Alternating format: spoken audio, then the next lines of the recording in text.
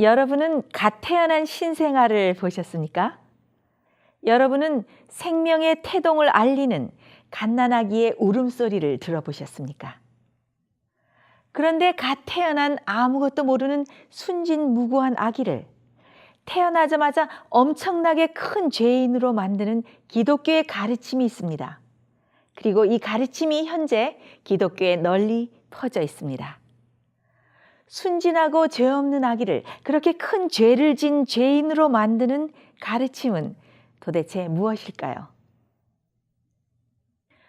어떤 가정에 사랑스러운 아기가 태어났습니다.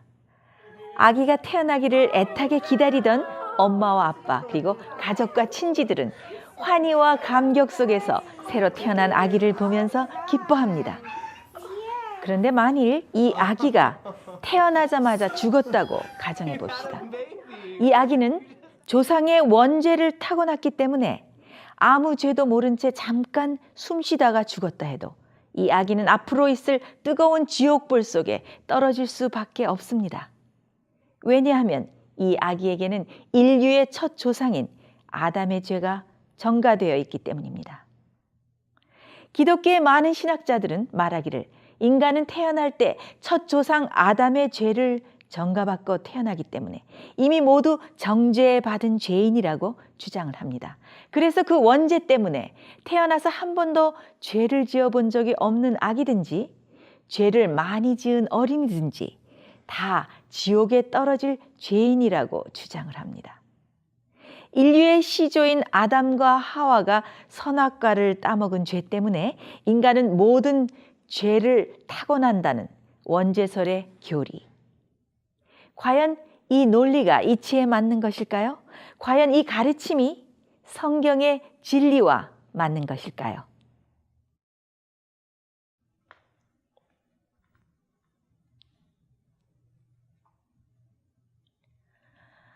원죄설은 어거스틴에 의해서 주창되었습니다. 북아프리카에서 태어난 어거스틴은 마니교도인 아버지와 기독교 신자인 어머니 사이에서 자라났습니다. 젊은 시절 동안 방탕한 생활 속에서 혼란을 겪다가 기독교인이 된 어거스틴은 바벨론의 이교인 마니교의 사상에 오랫동안 젖어 있었던 배경 탓에 이교의 오류를 기독교에 들여오는 장본인이 되었습니다. 그는 사람은 자신의 죄로 인해서 죄인이 되었을 뿐 아니라 또한 아담의 죄 때문에 죄인이 되었다고 주장을 했는데 죄는 계명을 범하는 데 달린 것이 아니고 인간의 존재, 상태, 바로 그것이 죄라고 주장했습니다. 어거스틴은 갓 태어난 유아도 원죄의 죄책 때문에 죄인이 되었기 때문에 갓 태어난 유아들의 구원을 위해서 특별히 제정된 유아 세례를 받지 않으면 멸망당할 수밖에 없다고 주장했습니다. 원죄설을 믿게 되면 성경에 모순이 생기게 됩니다.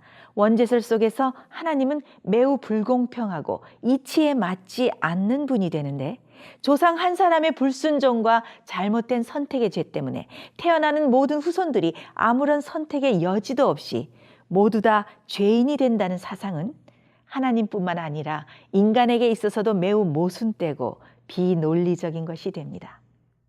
원죄설은 인간이 조상의 죄의 결과 때문에 영향을 받는 것이 아니라 죄 자체와 또 그 죄의 책임을 유전으로 물려받는다고 주장함으로써 성경의 진리와 배치되고 있는 것입니다. 여기서 더 정확한 개념을 갖기 위해서 원죄설에 사용되는 성경절을 찾아봅니다. 이러므로 한 사람으로 말미암아 죄가 세상에 들어오고 죄로 말미암아 사망이 왔나니 이와 같이 모든 사람이 죄를 지었으므로 사망이 모든 사람에게 이르렀느니라. 그런즉 한 범죄로 많은 사람이 정죄에 이른 것 같이 의의 한 행동으로 말미암아 많은 사람이 의롭다 하심을 받아 생명에 이르렀느니라. 이 성경절이 시사하는 바는 한 사람의 범죄 때문에 모든 사람이 다 죄인이 되었다는 것이나 또 그것을 강조하려고 하는 것이 아니고 죄 때문에 야기된 사망의 힘보다 그리스도 예수께서 구원하시는 은혜의 능력과 힘이 더 크다는 것을 강조하기 위해서 기록된 성경절입니다.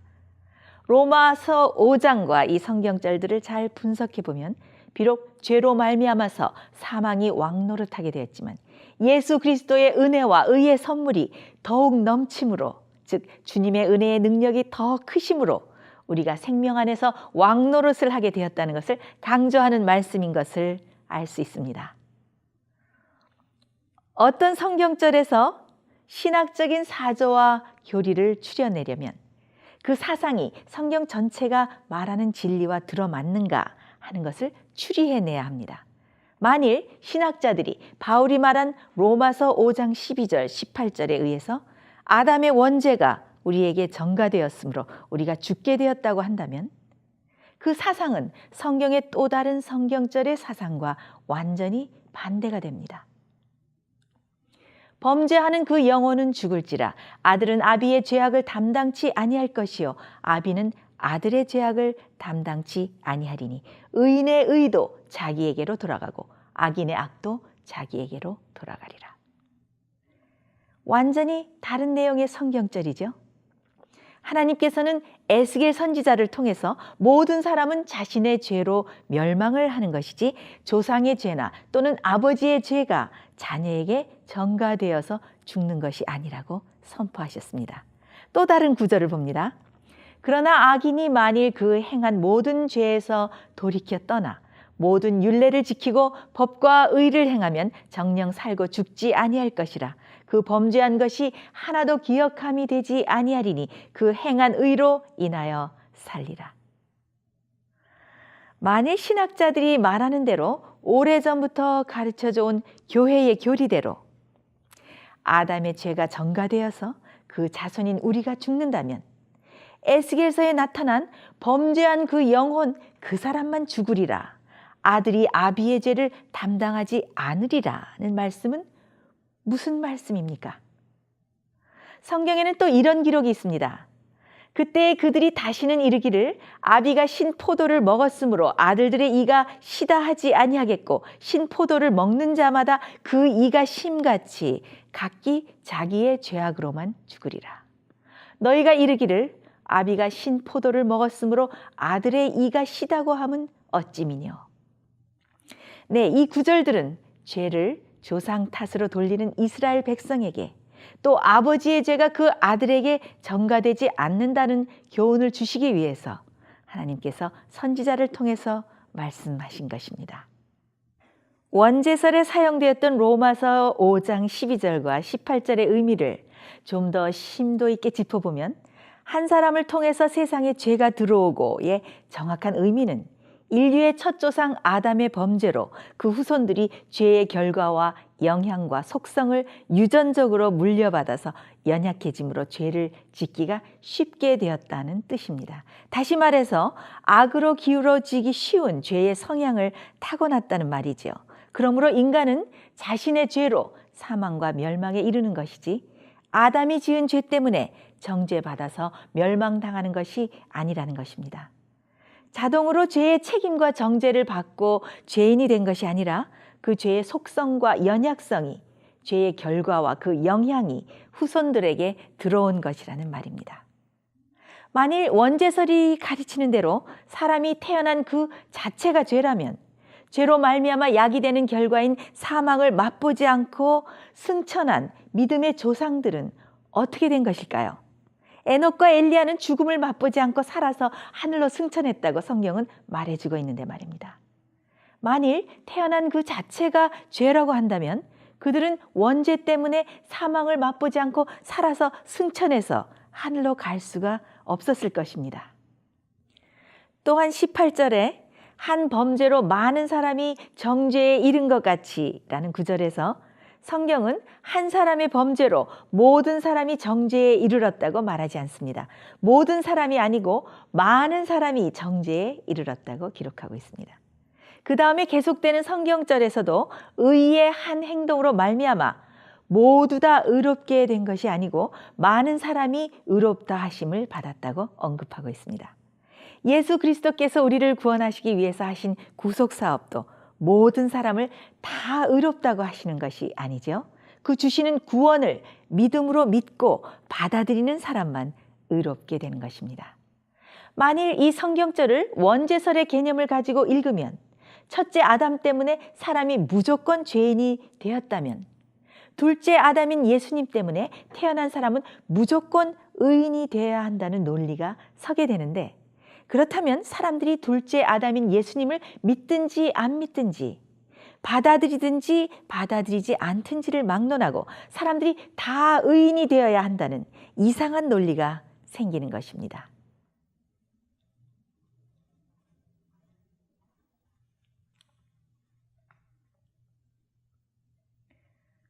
성경은 죄는 불법이라고 죄의 정의를 분명하게 제시하고 있습니다. 불법이란 법을 어겨서 행하는 것을 말합니다. 성경은 우리가 어떻게 생각하고 말하고 행동하느냐에 따라서 죄가 성립되고 죄인이 된다고 말합니다. 그러나 신학자들은 인간이 태어난 존재 자체, 영적인 상태 그 자체가 죄라고 말합니다. 인간의 본성이 바로 죄이며 태어날 때에 이미 인간은 정죄받은 상태에서 태어났다고 주장하는 것입니다. 곧 인간은 지옥으로 갈 본성으로 태어났다고 주장하는 것입니다. 이렇게 인간이 주창한 원죄설 속에서 하나님은 불공평하고 이치에 맞지 않는 이상한 분으로 전락되고 맙니다. 여러분은 어떤 하나님을 믿으시겠습니까?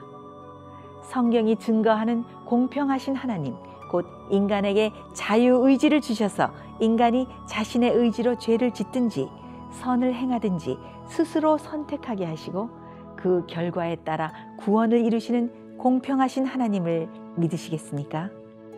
아니면 인간의 선택이나 행동의 여지에 상관없이 태어난 자체가 죄이기 때문에 무조건 정죄를 하시고 멸망시키시는 인간의 이론이 만들어낸 불공평한 하나님을 믿으시겠습니까?